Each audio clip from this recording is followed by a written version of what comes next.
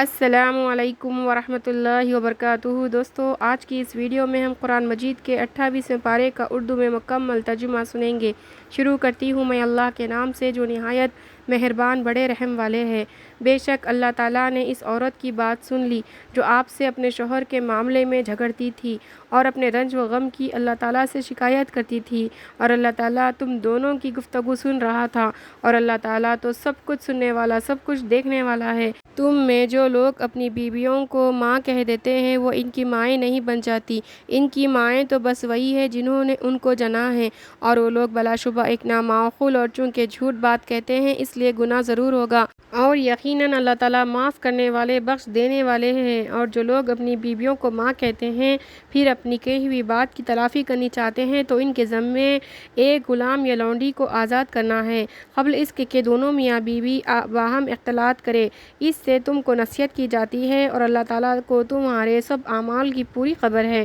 پھر جس کو غلام لونڈی میسر نہ ہو تو اس کے ذمے پیاپے یعنی لگاتار 2 مہینے کے روزے ہیں، قبل اس کے کہ دونوں باہم اختلاط کرے۔ پھر جس سے یہ بھی نہ ہو سکے تو اس کے ذمے 60 مسکینوں کو کھانا کھلانا ہے۔ یہ حکم اس لیے بیان کیا گیا ہے کہ اللہ اور اس کے رسول صلی اللہ علیہ وسلم پر ایمان لے آؤ، اور یہ اللہ کی حدیں باندھی ہوئی ہیں، اور کافروں کے لیے سخت دردناک عذاب ہوگا۔ جو لوگ اللہ اور اس کے رسول کی مخالفت کرتے ہیں وہ دنیا میں بھی ایسے ذلیل ہوں گے جیسے ان سے پہلے لوگ ذلیل ہوئے، اور ہم نے کھلے کھلے احکام نازل کیے ہیں، اور کافروں کو ذلت کا عذاب ہوگا جس روز ان سب کو اللہ تعالیٰ دوبارہ زندہ کرے گا، پھر ان کا سب کیا ہوا ان کو بتلا دے گا، کیونکہ اللہ تعالیٰ نے وہ محفوظ کر رکھا ہے اور یہ لوگ اس کو بھول گئے ہیں، اور اللہ ہر چیز پر مطلع ہے۔ کیا آپ نے اس پر نظر نہیں فرمائی کہ اللہ تعالیٰ سب کچھ جانتا ہے جو آسمانوں میں ہے اور جو زمین میں ہے؟ کوئی سرگوشی 3 آدمیوں کی ایسی نہیں ہوتی جس میں چوتھا وہ یعنی اللہ نہ ہو، اور نہ 5 کی سرگوشی ہوتی ہے جس میں چھٹا وہ نہ ہو، اور نہ اس عدد سے کم میں ہوتی ہیں جیسے 2-4 آدمیوں میں، اور نہ اس سے زیادہ، مگر وہ ہر حالت میں ان لوگوں کے ساتھ ہوتا ہے خواہ وہ لوگ کہیں بھی ہو۔ پھر ان سب کو قیامت کے روز ان کے کیے ہوئے کام بتلا دے گا، بے شک اللہ تعالیٰ کو ہر بات کی پوری خبر ہے۔ پھر وہ ان سب کو قیامت کے روز ان کے کیے ہوئے کام بتلا دے گا، بے شک اللہ تعالیٰ کو ہر بات کی پوری خبر ہے۔ کیا آپ نے ان لوگوں پر نظر نہیں فرمائی جن کو سرگوشی سے منع کر دیا گیا تھا مگر پھر بھی وہ وہی کام کرتے ہیں جس سے ان کو منع کیا گیا تھا، اور گناہ اور زیادتی اور رسول کی نافرمانی کی سرگوشیاں کرتے ہیں؟ اور وہ لوگ جب آپ کے پاس آتے ہیں آپ کو ایسے لفظ سے سلام کہتے ہیں جس سے اللہ تعالیٰ آپ کو سلام نہیں فرماتا، اور اپنے دل میں یا اپنے آپس میں کہتے ہیں کہ اگر یہ پیغمبر ہے تو اللہ تعالیٰ ہم کو ہمارے اس کہنے پر سزا فوراً کیوں نہیں دیتا؟ ان کے لیے جہنم کافی ہے، اس میں یہ لوگ ضرور داخل ہوں گے، سو وہ برا ٹھکانہ ہے۔ اے ایمان والو، جب تم کسی ضرورت سے سرگوشی کرو تو گناہ اور زیادتی اور رسول کی نافرمانی کی سرگوشیاں مت کرو، اور نفع رسانی اور پرہیزگاری کی باتوں کی سرگوشیاں کرو، اور اللہ سے ڈرو جس کے پاس تم سب کو جمع کیے جانا ہے۔ ایسی سرگوشیاں محض شیطان کی طرف سے یعنی اس کے بہکانے سے ہیں تاکہ مسلمانوں کو رنج میں ڈالے، اور وہ شیطان بدون خدا کے ارادے کے ان کو کچھ ضرر نہیں پہنچا سکتا، اور مسلمانوں کو ہر امر میں اللہ ہی پر توکل کرنا چاہیے۔ اے ایمان والو، جب تم سے کہا جائے کہ مجلس میں جگہ کھول دو تو تم جگہ کھول دیا کرو، اللہ تم کو جنت میں کھلی جگہ دے گا، اور جب کسی ضرورت سے یہ کہا جائے کہ مجلس سے اٹھ کھڑے ہو تو اٹھ کھڑے ہوا کرو۔ اللہ تعالیٰ اس حکم کی اطاعت سے تم میں ایمان والوں کے اور ایمان والوں میں ان لوگوں کے جن کو علم دین عطا ہوا ہے آخروی درجے بلند کر دے گا، اور اللہ تعالیٰ کو تمہارے سب اعمال کی پوری خبر ہے۔ اے ایمان والو، جب تم رسول اللہ سے سرگوشی کرنے کا ارادہ کیا کرو تو اپنی اس سرگوشی سے پہلے مساکین کو کچھ خیرات دے دیا کرو، یہ تمہارے لیے بہتر ہے اور گناہوں سے پاک ہونے کا اچھا ذریعہ ہے۔ پھر اگر تم کو صدقہ دینے کی مقدور نہ ہو تو اللہ تعالیٰ غفور رحیم ہے۔ کیا تم اپنی سرگوشی کے قبل خیرات دینے سے ڈر گئے؟ سو خیر، جب تم اس کو نہ کر سکے اور اللہ تعالیٰ نے تمہارے حال پر عنایت فرمائی تو تم نماز کے پابند رہو اور زکوٰۃ دیا کرو، اور اللہ اور اس کے رسول کا کہنا مانا کرو، اور اللہ کو تمہارے سب اعمال کی پوری خبر ہے۔ کیا آپ نے ان لوگوں پر نظر نہیں فرمائی جو ایسے لوگوں سے دوستی کرتے ہیں جن پر اللہ نے غضب کیا ہے؟ یہ منافق لوگ نہ تو پورے تم میں ہیں اور نہ انہی میں ہیں، اور جھوٹی بات پر قسمیں کھا جاتے ہیں، اور وہ خود بھی جانتے ہیں اللہ تعالیٰ نے ان لوگوں کے لیے سخت عذاب مہیا کر رکھا ہے، کیونکہ بے شک وہ برے کام کیا کرتے تھے، انہوں نے اپنے خصموں کو اپنے بچاؤں کے لیے سپر بنا رکھا ہے، پھر خدا کی راہ سے روکتے رہتے ہیں، سو اس وجہ سے ان کے لیے ذلت کا عذاب ہونے والا ہے۔ ان کے اموال اور اولاد اللہ کے عذاب سے ان کو ذرا نہ بچا سکیں گے، اور یہ لوگ دوزخی ہیں، وہ لوگ اس میں ہمیشہ رہنے والے ہیں جس روز اللہ ان سب کو دوبارہ زندہ کرے گا، سو یہ اس کے روبرو بھی جھوٹی قسمیں کھا جائیں گے جس طرح تمہارے سامنے قسمیں کھا جاتے ہیں، اور یوں خیال کریں گے کہ ہم کیسی اچھی حالت میں ہیں۔ خوب سن لو کہ یہ لوگ بڑے ہی جھوٹے ہیں، ان پر شیطان نے پورا تسلط کر لیا ہے، سو اس نے ان کو خدا کی یاد بھلا دی ہے۔ یہ لوگ شیطان کا گروہ ہے، خوب سن لو کہ شیطان کا گروہ ضرور برباد ہونے والا ہے۔ جو لوگ اللہ اور اس کے رسول کی مخالفت کرتے ہیں یہ لوگ سخت ذلیل لوگوں میں ہیں، اور اللہ تعالیٰ نے یہ بات اپنے حکم ازلی میں لکھ دی ہے کہ میں اور میرے پیغمبر غالب رہیں گے۔ بے شک اللہ تعالیٰ قوت والا، غلبہ والا ہے۔ جو لوگ اللہ پر اور قیامت کے دن پر پورا ایمان رکھتے ہیں، آپ ان کو نہ دیکھیں گے کہ وہ ایسے شخصوں سے دوستی رکھتے ہیں جو اللہ اور اس کے رسول کے برخلاف ہے، گو وہ ان کے باپ یا بیٹے یا بھائی یا کنبہ ہی کیوں نہ ہو۔ ان لوگوں کے دلوں میں اللہ تعالیٰ نے ایمان ثبت کر دیا ہے اور ان قلوب کو اپنے فیض سے قوت دی ہے، فیض سے مراد نور ہے، اور ان کو ایسے باغوں میں داخل کرے گا جن کے نیچے سے نہریں جاری ہوں گی، جن میں وہ ہمیشہ رہیں گے۔ اللہ تعالیٰ ان سے راضی ہوگا اور وہ اللہ سے راضی ہوں گے۔ یہ لوگ اللہ کا گروہ ہے، خوب سن لو کہ اللہ ہی کا گروہ فلاح پانے والا ہے۔ سورہ حشر مدینے میں نازل ہوئی، اس میں 24 آیتیں اور 3 رکوع ہے۔ شروع کرتی ہوں میں اللہ کے نام سے جو نہایت مہربان بڑے رحم والے ہیں۔ اللہ کی پاکی بیان کرتے ہیں سب جو کچھ کے آسمانوں اور زمین میں مخلوقات ہے، خواہ زبان حال سے یا خال سے، اور وہ زبردست اور حکمت والا ہے۔ وہی ہے جس نے ان کفار اہل کتاب یعنی بنو نذیر کو ان کے گھروں سے پہلی ہی بار اکٹھا کر کے نکال دیا۔ تمہارا گمان بھی نہ تھا کہ وہ کبھی اپنے گھروں سے نکالے گئے، اور خود انہوں نے یہ گمان کر رکھا تھا کہ ان کے قلعے ان کو اللہ سے بچا لیں گے، سو ان پر خدا کا عذاب ایسی جگہ سے پہنچا کہ ان کو خیال بھی نہ تھا، اور ان کے دلوں میں رعب ڈال دیا کہ اپنے گھروں کو خود اپنے ہاتھوں سے اور مسلمانوں کے ہاتھوں سے بھی اجاڑ رہے تھے۔ سو اے دانش مند، اس حالت کو دیکھ کر عبرت حاصل کرو، اور اگر اللہ تعالیٰ ان کی قسمت میں جلا وطن ہونا نہ لکھ چکتا تو ان کو دنیا ہی میں قتل کی سزا دیتا، اور ان کے لیے آخرت میں دوزخ کا عذاب تیار رہے۔ یہ اس سبب سے ہے کہ ان لوگوں نے اللہ کی اور اس کے رسول کی مخالفت کی ہے، اور جو شخص اللہ کی مخالفت کرتا ہے تو اللہ تعالیٰ اس کو سخت سزا دینے والا ہے۔ جو کھجوروں کے درخت کے تنے تم نے کاٹ ڈالے یا ان کو ان کی جڑوں پر کھڑا رہنے دیا، سو دونوں باتیں خدا ہی کے حکم اور رضا کے موافق ہے، اور تاکہ کافروں کو ذلیل کرے۔ اور جو کچھ اللہ نے اپنے رسولوں کو ان سے دلوایا سو تم نے اس پر نہ گھوڑے دوڑوائے اور نہ اونٹ، لیکن اللہ تعالیٰ کی عادت ہے کہ اپنے رسولوں کو جس پر چاہے خاص طور پر مسلط فرما دیتا ہے، اور اللہ تعالیٰ کو ہر چیز پر پوری قدرت ہے۔ جو کچھ اللہ تعالیٰ اس طور پر اپنے رسولوں کو دوسری بستیوں کے کافر لوگوں سے دلوا دے، جیسے فدق اور ایک حصہ خیبر کا، سو وہ بھی اللہ کا حق ہے اور رسول کا اور آپ کے قرابت داروں کا اور یتیموں کا اور غریبوں کا اور مسافروں کا، تاکہ وہ مال فے تمہارے تونگروں کے قبضے میں نہ آ جائیں، اور رسول تم کو جو کچھ دے دیا کرے وہ لے لیا کرو، اور جس چیز کے لینے سے تم کو روک دے تم رک جایا کرو، اور اللہ سے ڈرو۔ بے شک اللہ تعالیٰ مخالفت کرنے پر سخت سزا دینے والا ہے۔ اور ان حاجت مندوں مہاجرین کا بالخصوص حق ہے جو اپنے گھروں سے اور اپنے مالوں سے جبراً و ظلماً جدا کر دیے گئے، وہ اللہ تعالیٰ کے فضل یعنی جنت اور رضامندی کے طالب ہے، اور وہ اللہ اور اس کے رسول کے دین کی مدد کرتے ہیں، اور یہی لوگ ایمان کے سچے ہیں۔ اور نیز ان لوگوں کا بھی حق ہے جو دارالسلام یعنی مدینہ میں ان مہاجرین کے آنے کے قبل سے قرار پکڑے ہوئے ہیں، جو ان کے پاس ہجرت کر کے آتا ہے۔ اس سے یہ لوگ محبت کرتے ہیں، اور مہاجرین کو جو کچھ ملتا ہے اس سے یہ انصار اپنے دلوں میں کوئی رشک نہیں پاتے اور اپنے سے مقدم رکھتے ہیں، اگرچہ ان پر فاقہ ہی ہو۔ اور واقعی جو شخص اپنی طبیعت کے بخل سے محفوظ رکھا جائے ایسے ہی لوگ فلاح پانے والے ہیں۔ اور ان لوگوں کا بھی اس مال میں حق ہے جو ان کے بعد آئیں، جو ان مذکورین کے حق میں دعا کرتے ہیں کہ اے ہمارے پروردگار ہم کو بخش دے، اور ہمارے ان بھائیوں کو بھی جو ہم سے پہلے ایمان لا چکے ہیں، اور ہمارے دلوں میں ایمان والوں کی طرف سے کینہ نہ ہونے دیجیے۔ اے ہمارے رب، آپ بڑے شفیق اور رحیم ہیں۔ کیا آپ نے ان منافقین یعنی عبداللہ بن ابی وغیرہ کی حالت نہیں دیکھی کہ اپنے ہم مذہب بھائیوں سے کفار اہل کتاب ہیں یعنی بنی نذیر سے کہتے ہیں کہ وہ اللہ اگر تم نکالے گئے گئے تو ہم تمہارے ساتھ نکل جائیں گے اور تمہارے معاملے میں ہم کسی کا کبھی کہنا نہ مانیں گے، اور اگر تم سے کسی کی لڑائی ہوئی تو ہم تمہاری مدد کریں گے، اور اللہ گواہ ہے کہ وہ بالکل جھوٹے ہیں۔ وہ اللہ اگر اہل کتاب نکالے گئے تو یہ منافقین ان کے ساتھ نہیں نکلیں گے، اور اگر ان سے لڑائی ہوتی تو یہ ان کی مدد نہ کریں گے، اور اگر بالفرض محال ان کی بھی مدد کی تو پیٹ پھیر کر بھاگیں گے، پھر ان کی کوئی مدد نہ ہوگی۔ بے شک تم لوگوں کا خوف ان منافقین کے دلوں میں اللہ سے بھی زیادہ ہے، اور یہ ان کا تم سے ڈرنا خدا سے ڈرنا اس سبب سے ہے کہ وہ ایسے لوگ ہیں کہ سمجھتے نہیں۔ یہ لوگ تو سب مل کر بھی تم سے نہ لڑیں گے مگر حفاظت والی بستیوں میں یا دیوار خلا شہرہ پناہ کی آڑ میں، ان کی لڑائی آپس میں ہی بڑی۔ اے مخاطب، تو ان کو ظاہر میں متفق خیال کرتا ہے حالانکہ ان کے قلوب غیر متفق ہے۔ یہ اس وجہ سے ہے کہ وہ ایسے لوگ ہیں جو دین عقل کی نہیں رکھتے ہیں، اور ان لوگوں کی سی مثال ہے جو ان سے کچھ ہی پہلے ہوئے ہیں، جو دنیا میں بھی اپنے کردار کا مزہ چکھ چکے ہیں اور آخرت میں بھی ان کے لیے دردناک عذاب ہونے والا ہے۔ شیطان کی سی مثال ہے کہ اول تو انسان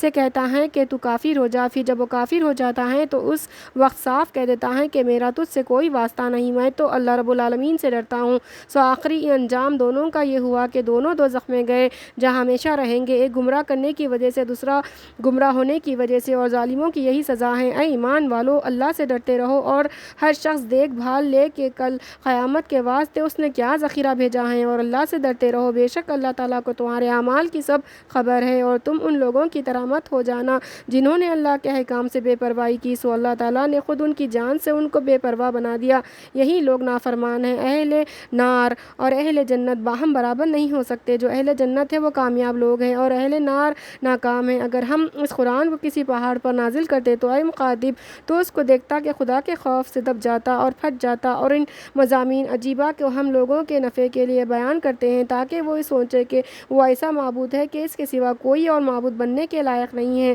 وہ جاننے والا ہے پوشیدہ چیزوں کا اور ظاہر چیزوں کا، وہی ہے بڑا مہربان رحم والا ہے۔ وہ ایسا معبود ہے کہ اس کے سوا کوئی اور معبود نہیں۔ وہ بادشاہ ہیں، سب عیبوں سے پاک ہے، سالم ہے، امن دینے والا ہے، نگہبانی کرنے والا ہے، زبردست ہے، خرابی کا درست کر دینے والا ہے، بڑی عظمت والا ہے۔ اللہ تعالیٰ جس کی شان یہ ہے کہ لوگوں کے شرک سے پاک ہے، وہ معبود برحق ہے، پیدا کرنے والا ہے، ٹھیک ٹھیک بنانے والا ہے، یعنی ہر چیز کو حکمت کے موافق بناتا ہے، صورت بنانے والا ہے، اس کے اچھے اچھے نام ہیں، سب چیزیں اس کی تسبیح کرتی ہیں جو آسمانوں میں ہیں اور جو زمین میں ہیں، اور وہی زبردست حکمت والا ہے۔ سورہ ممتحنہ مکے میں نازل ہوئی، اس میں 13 آیتیں اور 2 رکوع ہیں۔ شروع کرتی ہوں میں اللہ کے نام سے جو نہایت مہربان بڑے رحم والے ہیں۔ اے ایمان والو، تم میرے دشمنوں اور اپنے دشمنوں کو دوست مت بناؤ کہ ان سے دوستی کا اظہار کرنے لگو، حالانکہ تمہارے پاس جو دین حق آ چکا ہے وہ اس کے منکر ہے، رسول کو اور تم کو اس بنا پر کہ تم اپنے پروردگار اللہ پر ایمان لے آئے شہر بدر کر چکے ہیں۔ اگر تم میرے راستے پر جہاد کرنے کی غرض سے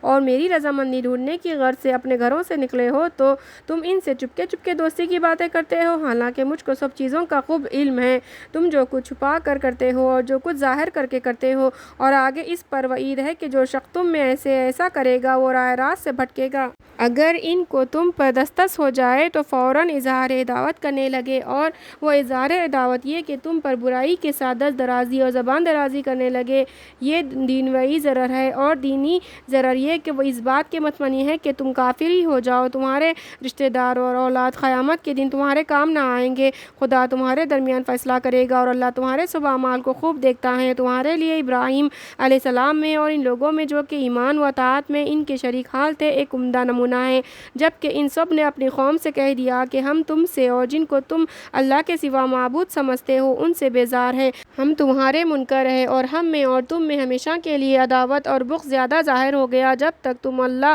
واحد پر ایمان نہ لاؤ۔ لیکن ابراہیم علیہ السلام کی اتنی بات تو اپنے باپ سے ہوئی تھی کہ میں تمہارے لیے استغفار ضرور کروں گا، اور تمہارے لیے استغفار سے زیادہ مجھ کو خدا کے آگے کسی بات کا اختیار نہیں۔ اے ہمارے پروردگار، ہم آپ پر توکل کرتے ہیں اور آپ ہی کی طرف رجوع کرتے ہیں اور آپ ہی کی طرف لوٹنا ہے۔ اے ہمارے پروردگار، ہم کو کافروں کا تختہ مشق نہ بنا۔ اے ہمارے پروردگار، ہمارے گناہ معاف کر دیجئے، بے شک آپ زبردست حکمت والے ہیں۔ بے شک ان لوگوں میں تمہارے لیے یعنی ایسے شخص کے لیے عمدہ نمونہ ہے جو اللہ کے سامنے جانے کا اور قیامت کے دن کے آنے کا اعتقاد رکھتا ہو، اور جو شخص اس حکم سے ردگردانی کرے گا سو اسی کو نقصان ہوگا، کیونکہ اللہ تعالیٰ تو بالکل بے نیاز اور سزاوار حمد ہے۔ اللہ تعالیٰ سے امید ہے، یعنی ادھر سے وعدہ ہے کہ تم میں اور ان لوگوں میں جن سے تمہاری عداوت ہے دوستی کر دے، اور اللہ کو بڑی قدرت ہے اور اللہ تعالیٰ غفور رحیم ہے۔ اللہ تعالیٰ تم کو ان لوگوں کے ساتھ احسان اور انصاف کا برتاؤ کرنے سے منع نہیں کرتے جو تم سے دین کے بارے میں نہیں لڑتے اور تم کو تمہارے گھروں سے نہیں نکالتے۔ اللہ تعالیٰ انصاف کا برتاؤ کرنے والوں سے محبت رکھتے ہیں۔ صرف ان لوگوں کے ساتھ دوستی کرنے سے اللہ تعالیٰ نے تم کو منع کیا ہے جو تم سے دین کے بارے میں لڑتے ہو اور تم کو تمہارے گھروں سے نکالے ہو، اور جو شخص ایسوں سے دوستی کرے گا سو وہ گنہگار ہوں گا۔ اے ایمان والو، جب تمہارے پاس مسلمان عورتیں ہجرت کر کے آئیں تو تم ان کا امتحان کر لیا کرو، ان کے ایمان کو اللہ ہی خوب جانتا ہے۔ بس اگر ان کو اس امتحان کی روح سے مسلمان سمجھو تو ان کو کفار کی طرف واپس مت کرو، کیونکہ نہ تو وہ عورتیں ان کافروں کے لیے حلال ہے اور نہ وہ ان کافر عورتوں کے لیے حلال ہے، اور ان کافروں نے جو کچھ خرچ کیا ہو وہ ان کو ادا کر دو، اور تم کو ان عورتوں سے نکاح کر لینے میں کچھ گناہ نہ ہوگا جبکہ تم ان کے مہر ان کو دے دو۔ اور اے مسلمانوں، تم کافر عورتوں کے تعلقات کو باقی مت رکھو، اور اس صورت میں جو کچھ تم نے خرچ کیا ہو ان کافروں سے مانگ لو، اور جو کچھ ان کافروں نے خرچ کیا ہو وہ تم سے مانگ لے۔ یہ اللہ کا حکم ہے، اس کا اتباع کرو، وہ تمہارے درمیان فیصلہ کرتا ہے، اور اللہ بڑا علم والا ہے اور حکمت والا ہے۔ اور اگر تمہاری بیویوں میں سے کوئی بیوی کافروں میں رہ جانے سے بالکل ہی تمہارے ہاتھ نہ آئے، پھر تمہاری نوبت آئے تو جن کی بیویاں ہاتھ سے نکل گئی جتنا مہر انہوں نے ان بیویوں پر خرچ کیا تھا اس کے برابر تم ان کو دے دو، اور اللہ سے کہ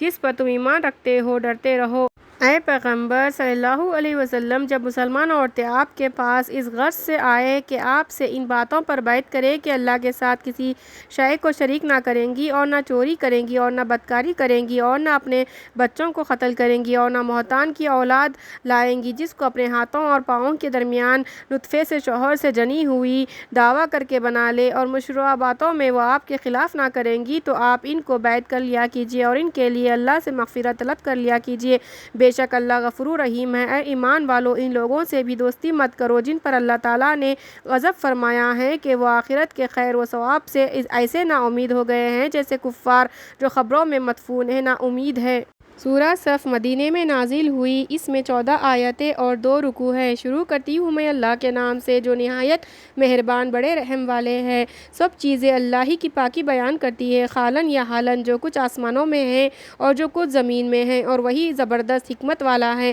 اے ایمان والو، ایسی بات کیوں کہتے ہو جو کرتے نہیں ہو؟ خدا کے نزدیک یہ بات بہت ناراضگی کی ہے کہ ایسی بات کہو جو کرو نہیں۔ اللہ تعالیٰ تو ان لوگوں کو خاص طور پر پسند کرتا ہے جو اس کے راستے میں اس طرح مل کر لڑتے ہیں کہ گویا وہ ایک عمارت ہے کہ جس میں سیسہ پلایا گیا ہے، اور وہ وقت قابل ذکر ہے جبکہ موسیٰ علیہ السلام نے اپنی قوم سے فرمایا کہ اے میری قوم، مجھ کو کیوں ایذا پہنچاتے ہو حالانکہ تم کو معلوم ہے کہ میں تمہارے پاس اللہ کا بھیجا ہوا آیا ہوں۔ پھر جب اس فہمائش پر بھی وہ لوگ ٹیڑھے ہی رہے تو اللہ تعالیٰ نے ان کے دلوں کو اور زیادہ ٹیڑھا کر دیا، اور اللہ تعالیٰ کا معمول ہے کہ وہ ایسے نافرمانوں کو ہدایت کی توفیق نہیں دیتا۔ اور اسی طرح وہ وقت بھی قابل ذکر ہے جبکہ عیسیٰ علیہ السلام ابن مریم نے فرمایا کہ اے بنی اسرائیل، میں تمہارے پاس اللہ کا بھیجا ہوا آیا ہوں کہ مجھ سے پہلے جو تورات آ چکی ہے میں اس کی تصدیق کرنے والا ہوں، اور میرے بعد جو ایک رسول آنے والے ہیں جن کا نام مبارک احمد ہوگا، میں ان کی بشارت دینے والا ہوں۔ پھر جب وہ ان لوگوں کے پاس کھلی دلیلیں لائے تو وہ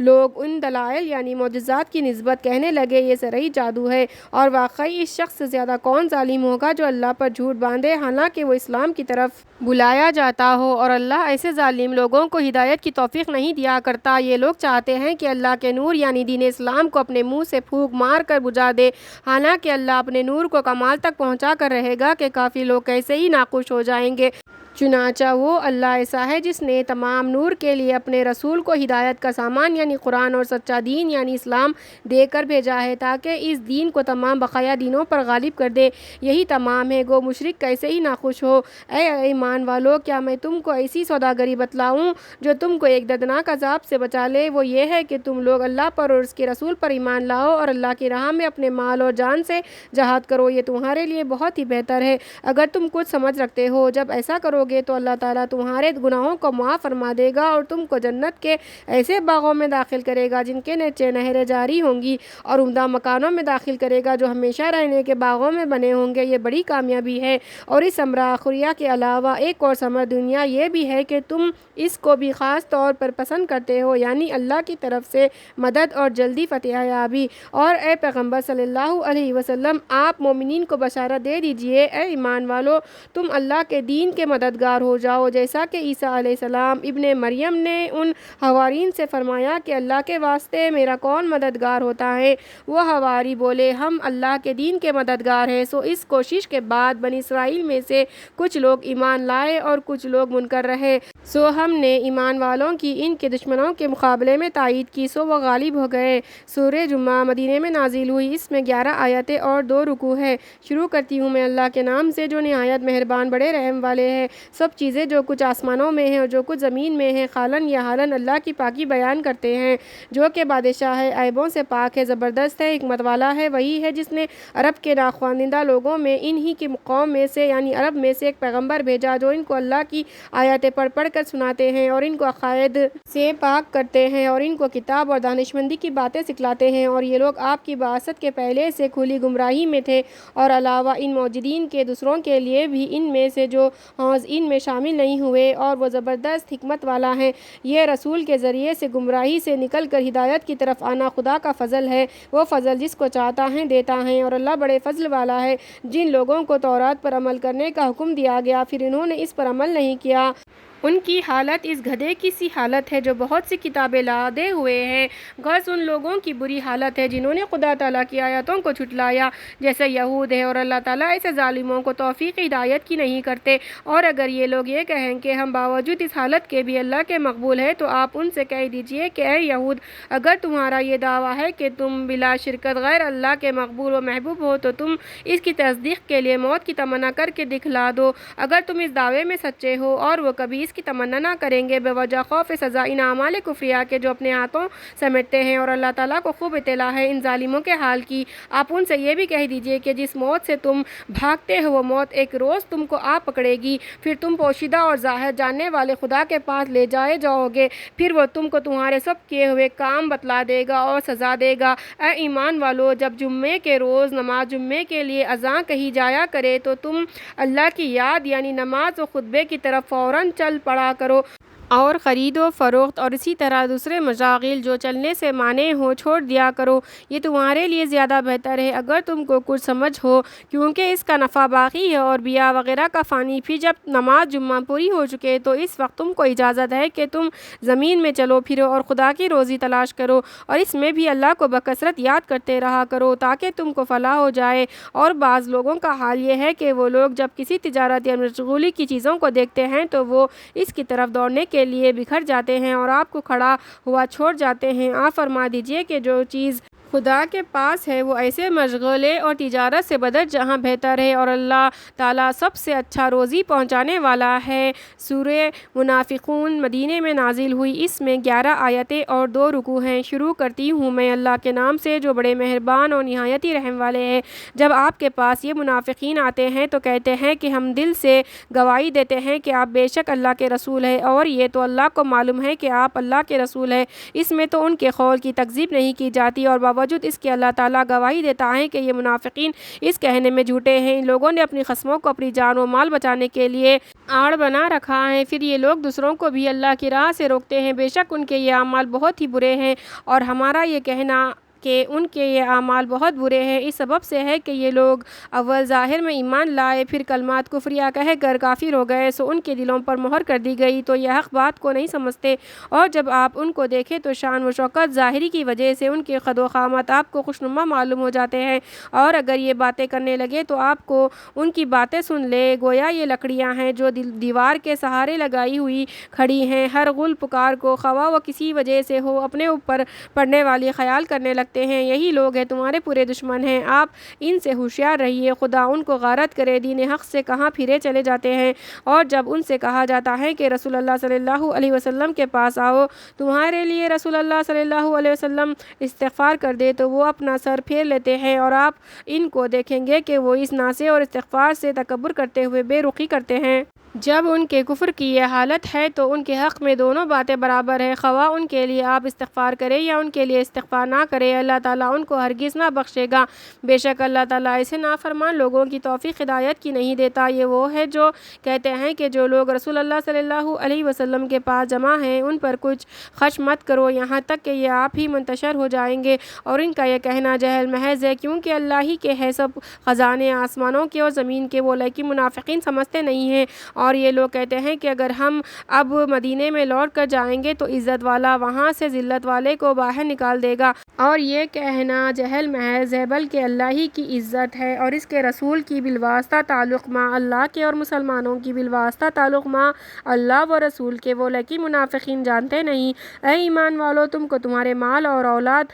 مراد اس سے مجموعہ دنیا ہے، اللہ کی یاد اور اطاعت سے مراد اس سے مجموعہ دین ہے، غافل نہ کرنے پائے، اور جو ایسا کرے گا ایسے لوگ ناکام رہنے والے ہیں۔ اور من جملہ اطاعت کے ایک اطاعت مالیہ کا حکم کیا جاتا ہے کہ ہم نے جو کچھ تم کو دیا ہے اس میں سے حقوق واجبہ اس سے پہلے خرچ کر لو کہ تم میں سے کسی کی موت آ کھڑی ہو۔ پھر وہ تمنا و حسرت کہنے لگے کہ اے میرے پروردگار، مجھ کو اور تھوڑے دنوں کیوں مہلت نہ دی گئی کہ میں خیرات دے لیتا اور نیک کام کرنے والوں میں شامل ہو جاتا۔ اور اللہ تعالیٰ کسی شخص کو جب کہ اس کی میعاد عمر کی ختم ہونے پر آ جاتی ہے ہرگز مہلت نہ دیتا، اور اللہ کو تمہارے سب کاموں کی پوری خبر ہے۔ سورہ تغابن مدینے میں نازل ہوئی، اس میں 18 آیتیں اور 2 رکوع ہے۔ شروع کرتی ہوں میں اللہ کے نام سے جو بڑے مہربان نہایت رحم والے ہیں۔ سب چیزیں جو کچھ آسمانوں میں ہیں اور جو کچھ زمین میں ہیں اللہ کی پاکی قالن یا حالن بیان کرتی ہے، اسی کی سلطنت ہے، وہی تعریف کے لائق ہے اور وہ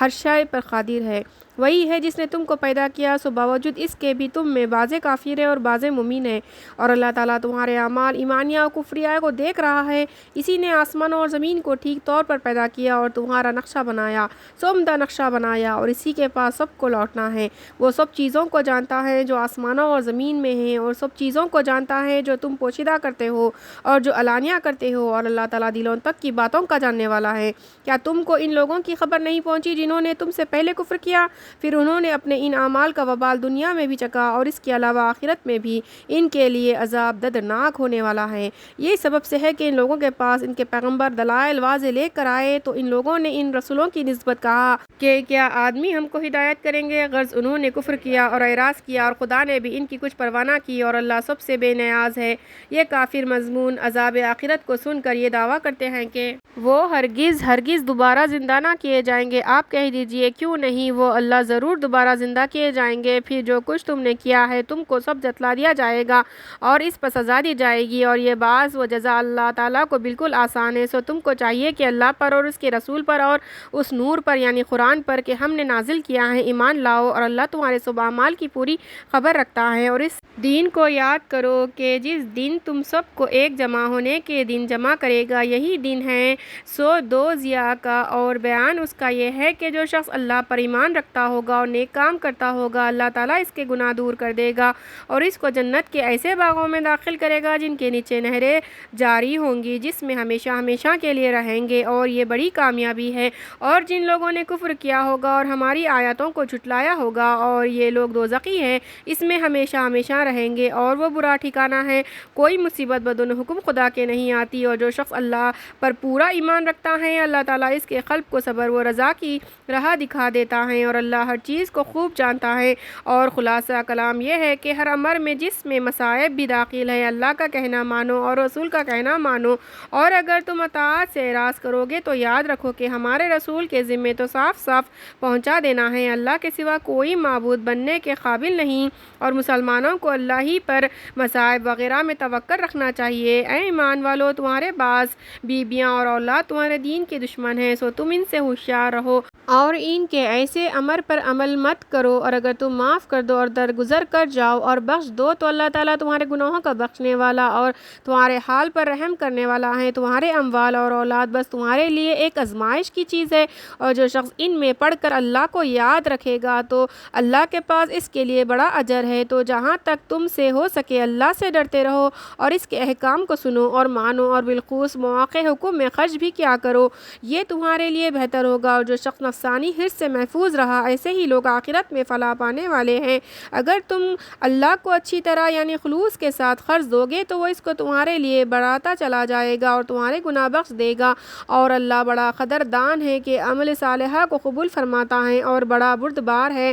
پوشیدہ اور ظاہر اعمال کا جاننے والا ہے اور زبردست حکمت والا ہے۔ سورہ طلاق مدینے میں نازل ہوئی۔ اس میں 12 آیتیں اور 2 رکوع ہیں۔ شروع کرتی ہوں میں اللہ کے نام سے جو بڑے مہربان اور نہایت ہی رحم والے ہیں۔ اے پیغمبر، آپ لوگوں سے کہہ دیجئے کہ جب تم لوگ اپنی عورتوں کو طلاق دینے لگو تو ان کو زمان عدت یعنی حیض سے پہلے طلاق دو، اور تم عدت کو یاد رکھو اور اللہ تعالیٰ سے ڈرتے رہو جو تمہارا رب ہے۔ ان عورتوں کو ان کے رہنے کے گھروں سے مت نکالو اور نہ وہ عورتیں خود نکلے، مگر ہاں کوئی کھلی بے حیائی کرے تو اور بات ہے، اور یہ سب خدا کے مقرر کیے ہوئے احکام ہیں۔ اور جو شخص احکام خداوندی سے تجاوز کرے گا، مثلاً اس عورت کو گھر سے نکال دیا، اس نے اپنے اوپر ظلم کیا، تجھ کو خبر نہیں، شاید اللہ تعالیٰ بعد اس طلاق دینے کے کوئی نئی بات تیرے دل میں پیدا کر دے، مثلاً طلاق پر ندامت ہو تو رجعی میں اس کا تدارک ہو سکتا ہے۔ پھر جب وہ مطلقہ عورتیں اپنی عدت گزرنے کے قریب پہنچ جائے تو تم کو 2 اختیار ہے، یا تو ان کو قاعدے کے موافق نکاح میں رہنے دو یا قاعدے کے موافق ان کو رہائی دو،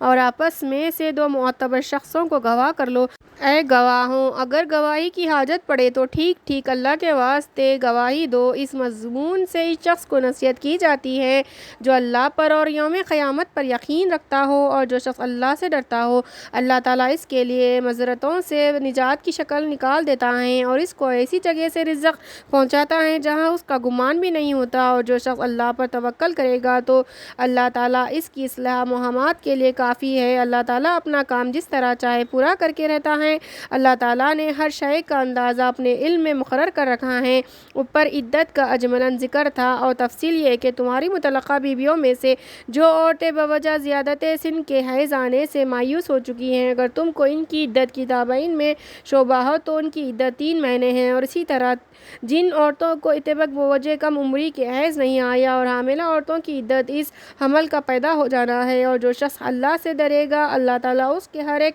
کام میں آسانی کر دے گا۔ یہ جو کچھ مذکور ہوا اللہ کا حکم ہے جو اس نے تمہارے پاس بھیجا ہے، اور جو شخص ان معاملات میں اور دوسرے امور میں بھی اللہ تعالیٰ سے ڈرے گا، اللہ تعالیٰ اس کے گناہ دور کر دے گا کہ معذرت عظیمہ کا سبب ہے اور اس کو بڑا اجر دے گا۔ تم ان مطلقہ عورتوں کو اپنی وسعت کے موافق رہنے کا مکان دو جہاں تم رہتے ہو، اور ان کو تنگ کرنے کے لیے اس کے بارے میں تکلیف مت پہنچاؤ، اور اگر وہ مطلقہ عورتیں حمل والیاں ہوں تو حمل پیدا ہونے تک ان کو کھانے پینے کا خرچ دو۔ پھر اگر وہ مطلقہ عورتیں جبکہ پہلے ہی سے بچہ والیاں ہوں یا بچہ ہی پیدا ہونے سے ان کی عدت ختم ہوئی ہو، تمہارے لیے بچہ کو اجرت پر دودھ پلا دے تو تم ان کو مقررہ اجرت دو، اور اجرت کے بارے میں باہم مناسب طور پر مشورہ کر لیا کرو۔ اور اگر تم باہم کشمکش کرو گے تو کوئی دوسری عورت دودھ پلائے گی۔ آگے بچے کے نفقے کے بارے میں ارشاد ہے کہ وسعت والے کو اپنی وسعت کے موافق بچے پر خرچ کرنا چاہیے، اور جس کی آمدنی کم ہو اس کو چاہیے کہ اللہ نے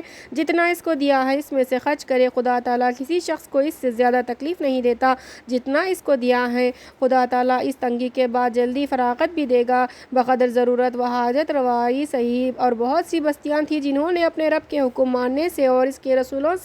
سرتابی کی، سو ہم نے ان کے اعمال کا سخت حساب کیا اور ہم نے ان کو بڑی بھاری سزا دی کہ وہ سزا ہلاک ہو گئے۔ غز انہوں نے اپنے اعمال کا وبال چکھا اور ان کا انجام کار خسارہ ہی ہوا۔ یہ تو دنیا میں ہوا، اور آخرت میں اللہ تعالیٰ نے ان کے لیے ایک سخت عذاب تیار کر رکھا ہے۔ اور جب انجام نافرمانی کا یہ ہے تو اے سمجھدارو جو کہ ایمان لائے ہو، خدا سے ڈرو۔ خدا نے تمہارے پاس ایک نصیحت نامہ بھیجا، اور وہ نصیحت نامہ یہ ہے کہ ایک ایسا رسول بھیجا جو تم کو اللہ کے صاف احکام پڑھ کر سناتے ہیں، تاکہ ایسے لوگوں کو جو ایمان لائے اور اچھا عمل کرے کفر و جہل کی تاریکیوں سے ایمان و علم و عمل کے نور کی طرف لے آئے۔ اور آگے ایمان وغیرہ کی اطاعت پر وعدہ ہے کہ جو شخص اللہ پر ایمان لائے گا اور اچھے عمل کرے گا، خدا اس کو جنت کے ایسے باغوں میں داخل کرے گا جن کے نیچے نہریں جاری ہیں، ان میں ہمیشہ ہمیشہ کے لیے رہیں گے۔ بلا شک اللہ نے ان کو بہت اچھی روزی دی۔ آگے اللہ کا واجب الاطاعت ہونا بیان کیا جاتا ہے، یعنی اللہ ایسا ہے جس نے 7 آسمان پیدا کیے اور انہی کی طرح زمین بھی، اور ان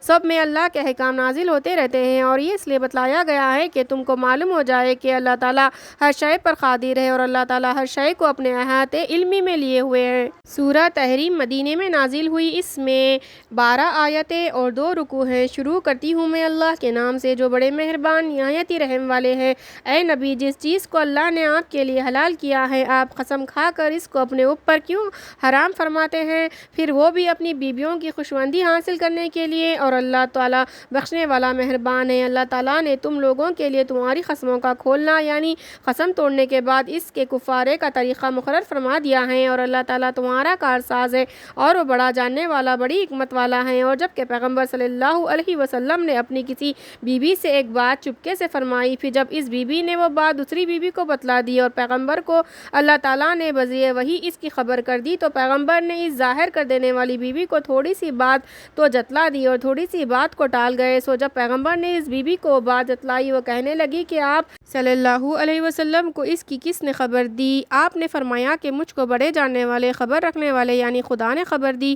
اے پیغمبر کی دونوں بیویوں، اگر تم اللہ کے سامنے توبہ کر لو تو تمہارے دل مائل ہو رہے ہیں، اور اگر اسی طرح پیغمبر کے مقابلے میں تم دونوں کاروائیاں کرتی رہی تو یاد رکھو پیغمبر کا رفیق اللہ ہے اور جبرائیل ہے اور نیک مسلمان ہے، اور ان کے علاوہ فرشتے آپ کے مددگار ہیں۔ اگر پیغمبر تم عورتوں کو طلاق دے دے تو ان کا پروردگار بہت جلد تمہارے بدلے ان کو تم سے اچھی بیویاں دے دے گا، جو اسلام والیاں، ایمان والیاں، فرمانبرداری کرنے والیاں، توبہ کرنے والیاں، عبادت کرنے والیاں ہوں گی، روزہ رکھنے والیاں ہوں گی، کچھ بیوہ اور کچھ کماریاں۔ اے ایمان والو، تم اپنے کو اور اپنے گھر والوں کو دوزخ کی اس آگ سے بچاؤ جس کا ایندھن آدمی اور پتھر ہے، جس پر تنخو اور مضبوط فرشتے متعین ہیں، جو خدا کی ذرا نافرمانی نہیں کرتے کسی بات میں جو ان کو حکم دیتا ہے، اور جو کچھ ان کو حکم دیا جاتا ہے اس کو فوراً بجا لاتے ہیں۔ اور کافروں کو دوزخ میں داخل کرتے وقت ان سے کہا جائے گا کہ اے کافر، تم آج عذر و معذرت مت کرو کہ بے سود ہے، بس تم کو تو اسی کی سزا مل رہی ہے جو کچھ تم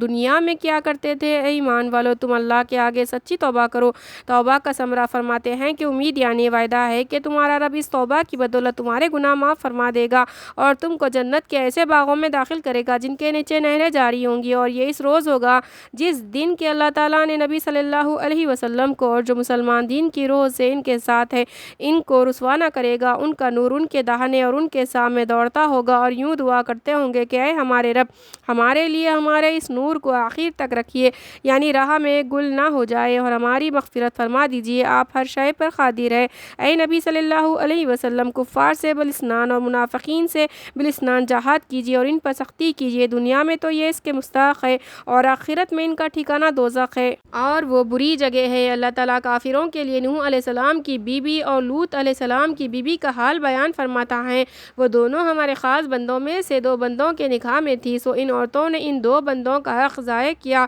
تو وہ دونوں نیک بندے اللہ کے مقابلے میں ان کے ذرا کام نہ آ سکے، اور ان دونوں عورتوں کو باوجہ کافر ہونے کے حکم ہو گیا کہ اور جاننے والوں کے ساتھ تم دونوں بھی دوزخ میں جاؤ۔ اور اللہ تعالیٰ مسلمانوں کی تسلی کے لیے فرعون کی بیوی حضرت آسیہ علیہ السلام کا حال بیان فرماتے ہیں، جبکہ ان کی بیوی نے دعا کی کہ اے میرے پروردگار، میرے واسطے جنت میں اپنے قرب میں مکان بنائیے اور مجھ کو فرعون کے شر سے اور اس کے عمل کفر کے ضرر اور اثر سے محفوظ رکھیے، اور مجھ کو تمام ظالم یعنی کافر لوگوں سے محفوظ رکھیے۔ اور نیز مسلمانوں کی تسلی کے لیے عمران کی بیٹی حضرت مریم علیہ السلام کا حال بیان کرتے ہیں، جنہوں نے اپنے ناموں کو حرام اور حلال دونوں سے محفوظ رکھا، سو ہم نے ان کے چاک گریبان میں اپنی روح پھونک دی، اور انہوں نے اپنے پروردگار کے پیغاموں کی جو ان کو ملائکہ کے ذریعے پہنچے تھے اور اس کی کتابوں کی تصدیق کی، اور وہ اطاعت والوں میں سے تھی۔ صدق اللہ العلی العظیم۔